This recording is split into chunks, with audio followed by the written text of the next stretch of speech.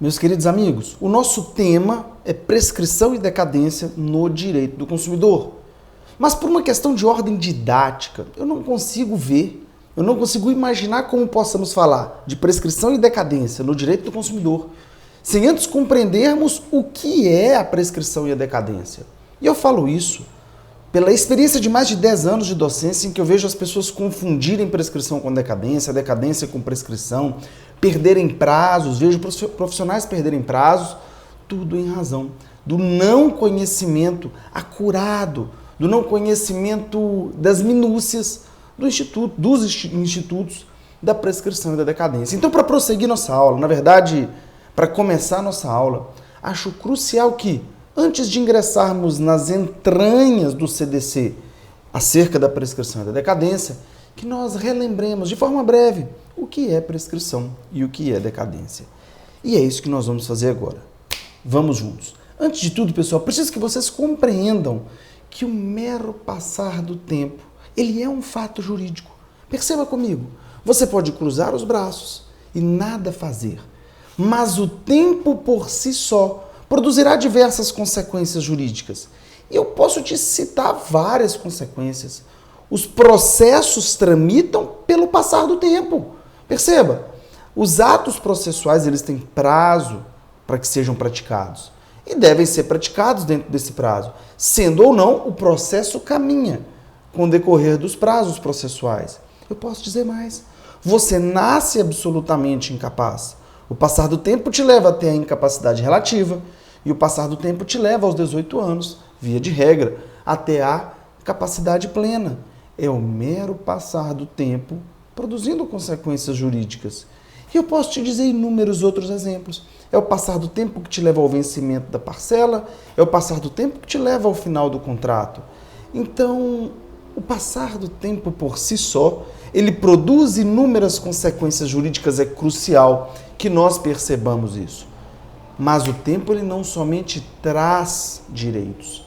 O tempo ele também retira da gente pretensões e retira da gente direitos. Diego, como assim? Surgem aqui os institutos da prescrição e da decadência.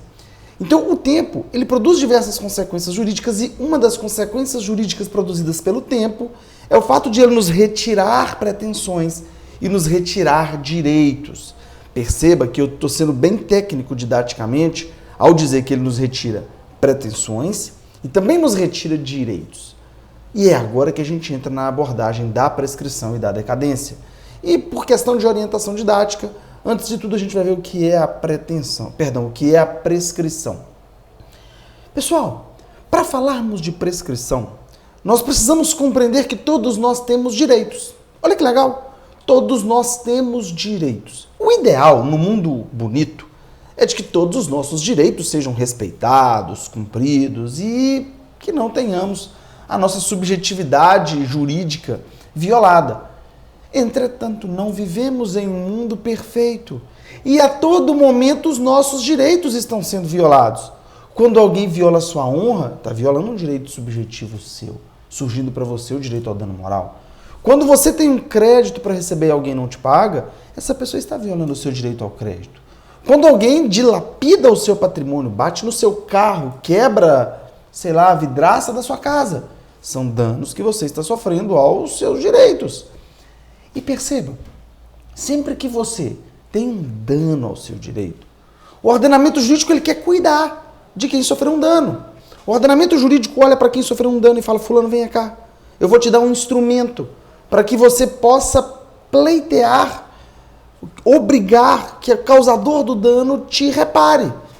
Então, quando você sofre um dano, violado o seu direito subjetivo, o ordenamento jurídico ele te dá uma arma.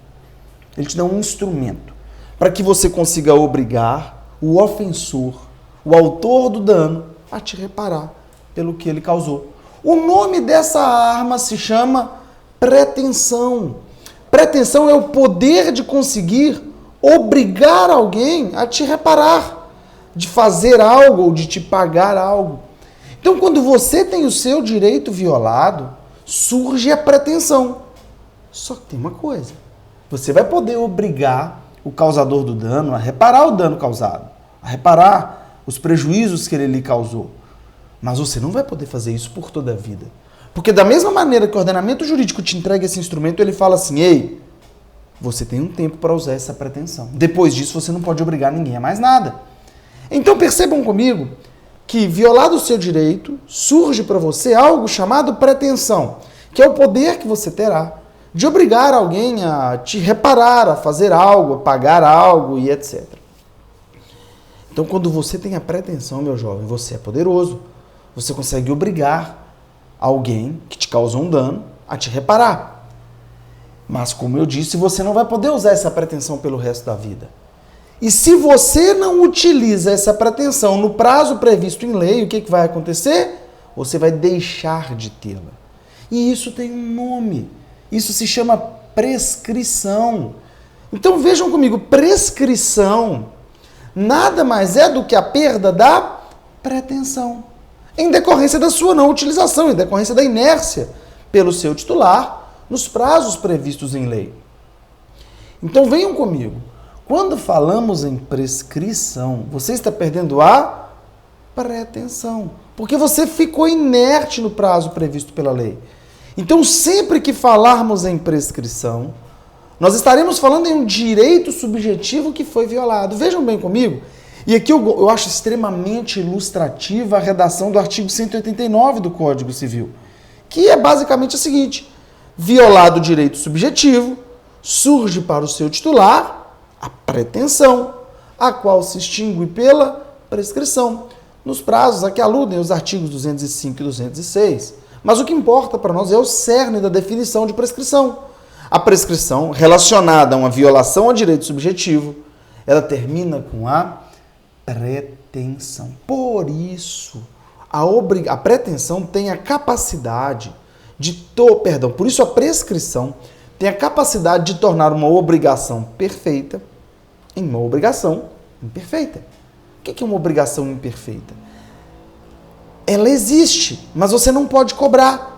Perceba, você até pode cobrar judicialmente, mas você não pode obrigar o devedor ao pagamento, porque você já não tem o poder da pretensão mais. A obrigação imperfeita é aquela que existe, mas que ela não tem exigibilidade. Você não consegue obrigar que o devedor te pague. São chamadas obrigações naturais ou obrigações imperfeitas. Eu gosto da nomenclatura que o direito português utiliza. Lá em Portugal chamam as obrigações imperfeitas de obrigações naturais. Então, ponto 1, é importante sabermos o que é prescrição. É a perda da pretensão. Perceba, na prescrição você continua tendo o direito, você não perde o direito, mas apenas a sua pretensão. Você perde o poder de poder obrigar alguém a algo ou a alguma coisa. Mas a gente precisa tratar também da decadência. Calma, daqui a pouquinho eu falo da decadência. Antes de tudo, quero que você saiba que a prescrição pode ser suspensa, pode ter seu curso impedido, pode ser até interrompida. O que, via de regra, não acontece com a decadência. Então, ponto número 1 da aula, sabemos, na verdade, pontos número 1 e 2. Já sabemos que o passar do tempo provoca consequências jurídicas inúmeras. Já sabemos que a prescrição extingue com a pretensão. Mas, professor, o que é decadência? Me ajuda aí. Gente, na decadência, a decadência não é um instituto diretamente relacionado à violação de um direito seu, não. Você tem um direito. Você tem um prazo para exercer esse direito. Você não exerce esse direito. Você perde esse direito. Decadência está relacionada a um direito que você tinha para exercer, um direito chamado potestativo, mas que você não exerceu no prazo que você tinha. O que é o direito potestativo, professor? O direito potestativo é um direito que você pode exercer, independente da vontade de outra pessoa. Você pode exercer, e perceba comigo que você vai influenciar na esfera jurídica de outra pessoa, e você não depende da opinião dessa pessoa para exercer o seu direito potestativo. E é aí que está situada a decadência. Se você tem um direito potestativo, você não exerce esse direito potestativo no prazo previsto. Você vai perder o seu direito potestativo pela decadência. Então, enquanto a prescrição põe fim à pretensão pela inércia do seu titular, a decadência põe fim ao direito potestativo em razão da inércia do seu titular. A diferença aqui é que quando a gente fala em decadência, ela pode ser tanto legal quanto ela pode ser convencional. A decadência legal é aquela prevista em lei. A convencional é estipulada pelas partes dentro de um contrato. Eu vou citar como exemplos para vocês de prazos decadenciais os prazos do Código Civil para anular os negócios jurídicos eivados por vícios. Os chamados defeitos do negócio: erro, dolo, coação, estado de perigo, lesão, fraude contra credores. E a simulação nem prazo tem, simulação é prescritível. Então percebam comigo que se você celebrou um negócio jurídico em erro, você tem o direito de pleitear a anulação. Se você foi vítima de dolo, você tem o direito de pleitear a anulação em até 4 anos. Se você não fizer, decai o seu direito. Você perde o direito. Olha que interessante. Então percebam comigo que, enquanto a prescrição põe fim à pretensão que surgiu com a violação ao direito subjetivo, a decadência ela põe fim ao direito que você tinha simplesmente para exercer e não o exerceu no prazo que você previa. Para que vocês nunca se esqueçam, pense o seguinte: prescrição com P de pretensão. Decadência com D de direito. Então a prescrição põe fim à pretensão, decadência põe fim ao direito. Então nós já vencemos esse momento introdutório. E só para vencer o momento introdutório, via de regra, a decadência não se submete às causas suspensivas, impeditivas, interruptivas que se aplicam à prescrição. Bacana, rapaziada? Isso é importante, vocês vão entender por quê. Superado esse momento inicial, é crucial que nós batamos um papo sobre a decadência e a prescrição dentro do direito do consumidor. E é o que nós vamos fazer, é ao que nós nos dirigimos. Então, superado esse momento de linhas introdutórias, eu quero bater um papo com vocês sobre as entranhas do Código de Defesa acerca da prescrição e da decadência. Vou começar pela decadência. Falei primeiro sobre a prescrição nas linhas introdutórias, agora vou optar por falar pela decadência primeiro, porque o próprio Código de Defesa trata da decadência primeiro que a prescrição. Então eu vou começar a falar da decadência no Código de Defesa do Consumidor. E para isso, eu vou fazer algo aqui. Para prosseguirmos essa análise, eu vou levar vocês até a redação do artigo 26 do Código de Defesa. E vocês vão perceber que nós vamos fazer uma análise minuciosa do artigo 26. Uma leitura despercebida, uma leitura despretensiosa do artigo 26. Ele pode nos levar a pensar que ele é raso. Mas existem tantas questões a serem ponderadas ali dentro. E nós vamos bater um papo, Vamos até a redação do artigo 26. Deixa eu só arrumar minha gravata, para não ficar parecendo um patati aqui para vocês. E vamos que vamos. Isso. Para mim tá belezinha, tá valendo, vamos que vamos. Redação do artigo 26, deixa eu me jogar na tela aqui. Vamos que vamos. Artigo 26 do Código de Defesa do Consumidor. Vou grifá-lo todo. Mentira, não vou grifá-lo todo, não. E a gente vai bater num papo acerca desse artigo 26. Percebam comigo o seguinte, ele começa o seguinte: o direito de reclamar pelos vícios aparentes ou de fácil constatação caduca em... Foquem na redação. O direito de reclamar pelos vícios aparentes ou de fácil constatação caduca em... Voltem para mim e nós vamos continuar conversando sobre isso. Só pela redação do caput do artigo 26 já fica muito evidente tratar-se de decadência. Porque perceba, você tem um direito de reclamar pelos vícios de fácil ou aparente constatação. E esse direito ele tem prazo para ser exercido. Logo, a decadência no Código de Defesa do Consumidor está prioritariamente em seu artigo 26. É o típico conceito de decadência. Um direito, um prazo para exercer. Um abraço. Vamos voltar para a redação da lei. Então vamos lá, já vimos o caput. Caduca em 30 dias, tratando-se de fornecimento de serviços e produtos não duráveis. Caduca em 90 dias, tratando de fornecimento de serviço e de produtos duráveis. E aí tem alguns parágrafos, etc. Mas a primeira coisa que nós vamos analisar é o caput e os seus incisos, porque pode parecer que não, mas tem muita coisa que deve ser analisada aqui. Eu vou fazer o seguinte, rapaziada, eu deixei a tela, mas eu vou fazer algo com vocês aqui. Eu vou me colocar no cantinho. Acho que ficou massa para vocês, ficou muito legal. E o pessoal do Iaju faz uma edição sensacional também. Então vamos comigo, pessoal. Pode parecer que não, mas tem muita coisa que deve ser abordada aqui na redação desse artigo 26. E a primeira delas é o seguinte, percebam comigo, o que é um vício de fácil ou aparente, de aparente ou fácil constatação? O vício de aparente ou fácil constatação é aquele que não precisa de tempo para que ele seja percebido. É aquele evidente ao primeiro olhar.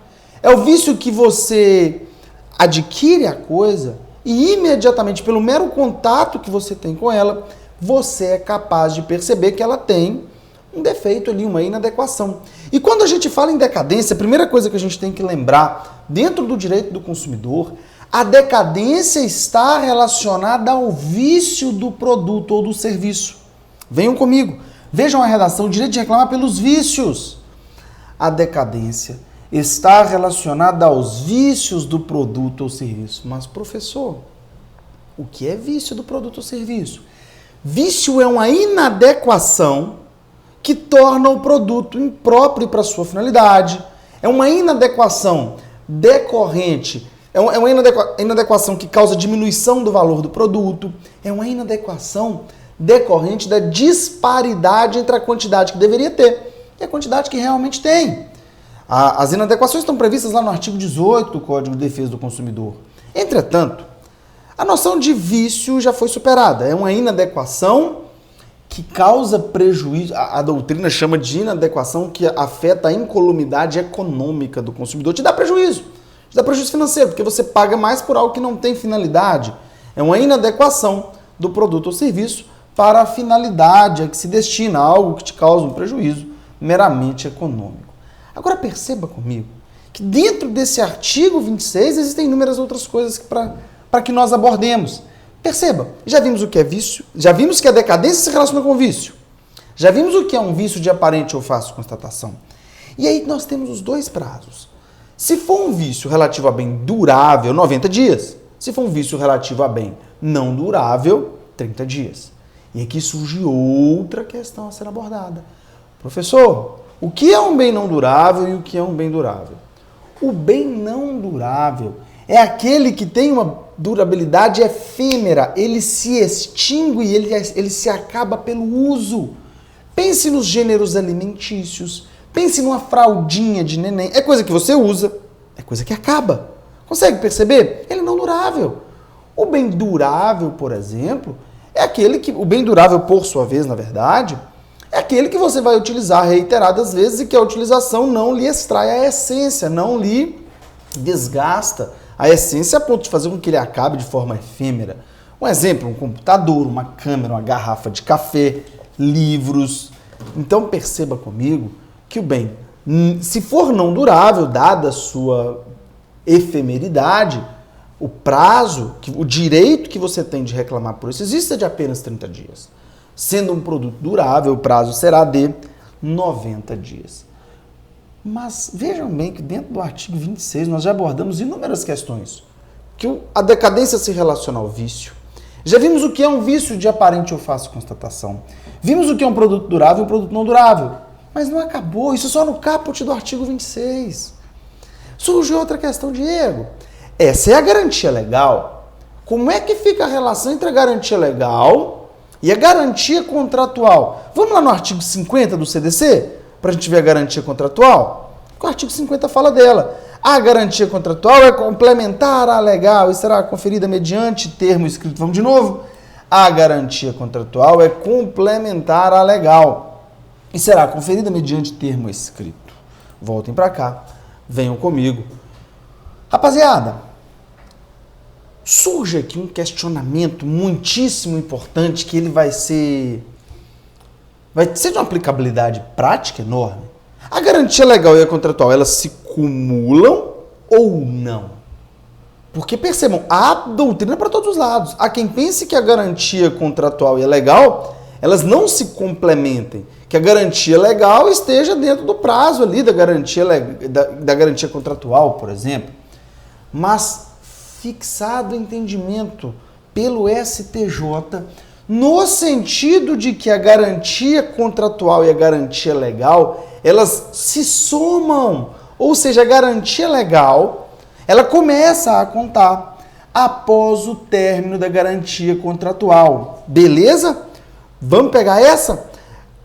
Adquirir um produto ou serviço, garantia de 1 ano, contratual. A sua garantia legal, sendo este um produto durável, ela somente passa a contar após o período de 1 ano. É o entendimento majoritário hoje no Superior Tribunal de Justiça e, obviamente, nos tribunais de justiça dos estados. Gente, venham comigo. Vou trazer aqui para a tela, só para mim, inclusive. Eu quero que vocês vejam algo comigo. Vou aumentar aqui para ficar grandão. Vamos que vamos. Rapaziada, nós já vimos o artigo 26, vimos o inciso 1 e 2. Vejam o tanto de informação. Vocês acham que acabou? Acabou não. Nós já vimos o que é vício. Na verdade, já vimos que decadência se relaciona ao vício. Nós já vimos o que é um produto durável, um produto não durável, o que é um vício de fácil constatação. Vimos a relação entre garantia legal e contratual. Essa nossa aula ela é repleta de conteúdo. Vou diminuir um pouquinho, porque eu quero que vocês continuem acompanhando comigo a redação da lei. E nós vamos voltar lá para o artigo 26. Eu vou voltar com vocês para o artigo 26, que a gente tem muito que abordar dentro desse artigo 26. E agora nós vamos analisar o parágrafo 1º e depois analisaremos o parágrafo 3º. Vamos lá. Parágrafo 1º. Inicia-se a contagem do prazo decadencial a partir da entrega efetiva do produto ou do término da execução dos serviços ou do término da execução dos serviços. Pessoal, quando a gente fala em vício de aparente ou fácil constatação, o termo inicial da contagem do prazo de 30 ou de 90 dias vai ser da efetiva entrega. Por quê? Porque é um vício de fácil constatação. É algo que você não vai ter dificuldade para perceber que existe uma inadequação naquele produto ou serviço. Bacana. O grande problema ele surge quando se trata de um vício oculto. É aí que está situado o problema. E nós vamos ter que ler o parágrafo 3º para compreender o parágrafo 3º e para irmos muito, mas muito além da redação do parágrafo 3º. Vamos que vamos, redação do parágrafo 3º. Tratando-se de vício oculto, o prazo decadencial, lá o prazo é decadencial, inicia-se no momento em que ficar evidenciado o defeito. Tratando-se de vício oculto, o prazo decadencial inicia-se no momento em que ficar evidenciado o defeito. Venham comigo, deixe-me... Agora eu quero ficar grandão na tela de novo. Isso, maravilha. Rapaziada, vejam bem comigo. Nós vimos que no caso dos vícios de aparente ou fácil constatação, o início da contagem é a efetiva entrega, porque você pode perceber. Mas nos vícios ocultos isso é diferente. A contagem ela vai ter início quando você percebeu o vício. Perceba, você adquiriu, passou a garantia contratual, passou a garantia legal do artigo 26, e aí você, depois de um bom tempo, descobre um vício que você não descobriu. Suponhamos que o seu carro, você mora num lugar onde chove pouco, passada a garantia legal do seu carro, a garantia contratual, você descobriu que quando chove muito, entra água no carro. Isso você só pôde descobrir experimentando uma chuva forte. É um vício que, enquanto não chovia forte, estava oculto. Basta pensar em vícios passíveis de serem descobertos somente após um grande lapso temporal. E aqui a gente tem um grande problema. Qual é o problema que nós temos aqui? Nós corremos o risco de falarmos em uma garantia eterna. Porque imagine que esse vício se manifeste 5, 6, 10, 15 anos depois. Nós estaremos vinculando o fornecedor a uma garantia praticamente eterna. Porque a redação do Código de Defesa do Consumidor ela não estipula data limite para a manifestação desse vício oculto. Vamos voltar lá para a redação, agora eu vou deixá-lo só com a redação. Tratando-se de vício oculto, o prazo decadencial inicia-se no momento em que ficava evidenciado o defeito. Mas percebam, esse defeito ele pode ser manifestado muito tempo depois da aquisição. E aí surge uma pergunta. Professor, venha comigo. A pergunta que surge é a seguinte. O vício oculto, que pode se manifestar muito depois, ele acaba criando uma garantia ad eternum. Não existe limite para manifestação, limite temporal para manifestação do vício oculto. E aí que está a grande questão. Os tribunais começaram a enfrentar esse problema. Tanto a doutrina quanto os tribunais precisavam solucionar essa celeuma, esse problema, esse questionamento de alguma forma. Eis que surge a teoria, surge um critério chamado critério da vida útil. A garantia legal inerente aos vícios ocultos, ela vai existir se o vício se manifestar dentro de uma vida útil esperada para aquele tipo de produto. Por exemplo, você adquiriu uma televisão e o vício oculto se manifestou depois de 12, 13 anos. Espera aí, uma televisão não dura isso tudo. Até dura, mas a vida útil média talvez não seja isso tudo. Então os tribunais, no caso concreto, em especial o STJ, estipula o seguinte: a garantia legal, ela vai abranger o vício oculto desde que ele surja dentro da expectativa de vida útil daquele produto ou serviço. Por exemplo, um aparelho de DVD, o prazo de vida útil que a jurisprudência tem estabelecido é de algo em 5 anos. Em 5 anos, é um período razoável de vida útil para um aparelho de DVD. Concordo que muitos duram mais, etc., mas é uma vida útil média. Se o vício oculto se manifesta após o período médio de vida útil daquele produto ou serviço, já não vai mais, estará acobertado pela garantia legal. Então, quando nós falamos em vício oculto, é crucial que leve-se em consideração a expectativa de vida útil do produto ou serviço. E para finalizar a análise do artigo 26, sem delongarmos-nos demais, nós vamos analisar o parágrafo 2º, que trata das causas obstativas à decadência, que são basicamente a reclamação do consumidor e a instauração de inquérito civil. Vamos que vamos, vou levar vocês à tela, vou me diminuir aqui na verdade, acredito que já está até na tela. Olha só que maravilha. Vamos que vamos. Parágrafo 2º, obstam à decadência. Deixa eu voltar aqui. Obstam à decadência. A reclamação comprovadamente formulada pelo consumidor perante fornecedor de produtos e serviços até a resposta negativa correspondente, que deve ser transmitida de maneira inequívoca, e também a instauração de inquérito civil até o seu encerramento. Diego, beleza, esse dispositivo ele é muito claro, não tem nem o que tratar aqui. Tem. Porque a doutrina discute se esse obstam à decadência vão suspendê-la ou interrompê-la. E isso tem um efeito prático enorme. Se a decadência for considerada suspensa nesse momento, ela vai voltar a contar de onde parou. Se for uma causa interruptiva, ela reinicia-se. Então perceba, se ela for suspensa, ela volta a contar de onde parou. Se for uma causa de interrupção, ela tem início, ela é reiniciada, o que seria mais benéfico para o consumidor. Aqui, gente, não há pacificidade doutrinária ou jurisprudencial. Eu, como professor, costumo aconselhar os meus alunos ao seguinte: eu sei, sou professor de direito do consumidor, defendo o consumidor contra planos de saúde, contra bancos, contra enormidade, contra construtores e etc. Mas eu sempre digo para os meus clientes, a tese da interrupção, meus clientes e alunos, a tese da interrupção ela é mais benéfica para o consumidor, mas a gente não pode confiar nela.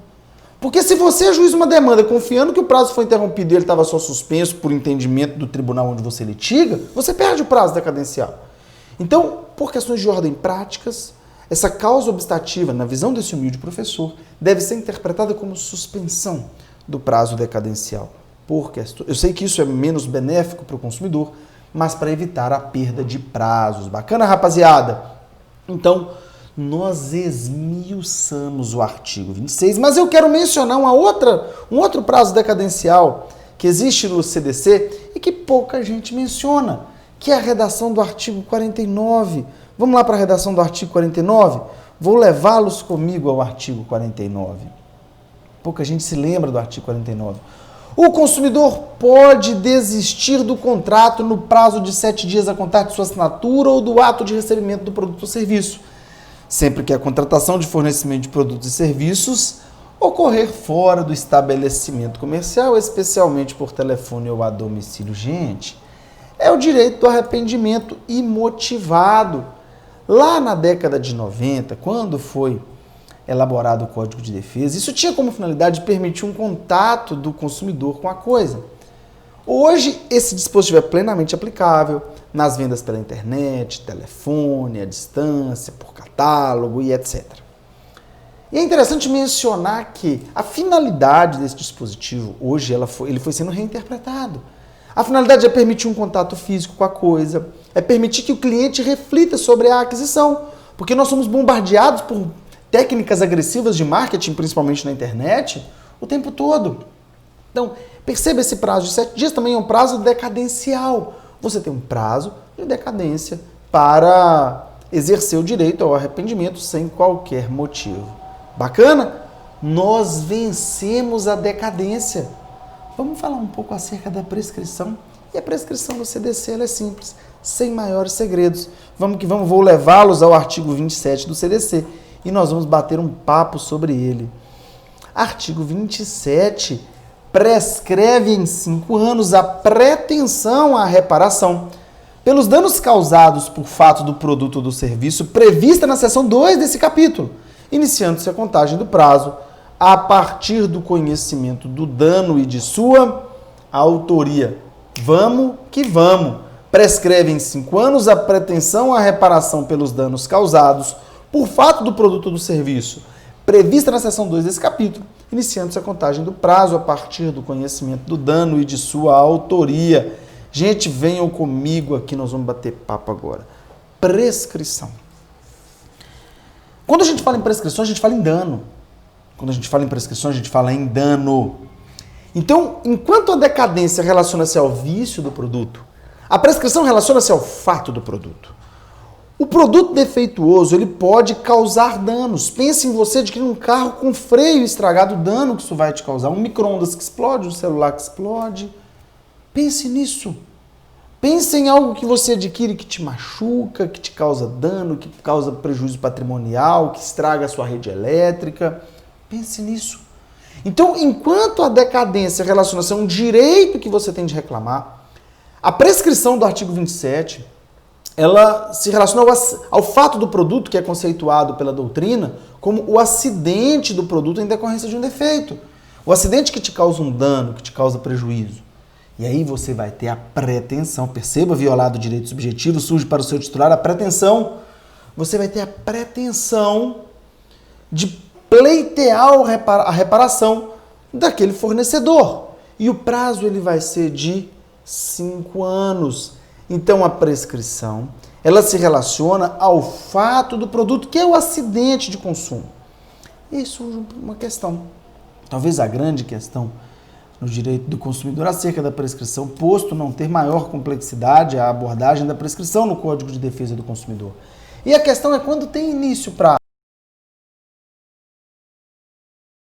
Olha que curioso, a contagem do prazo ela não tem início quando acontece o dano, mas quando você descobre o dano e a autoria dele. Vejam bem comigo a redação do artigo 27 de novo.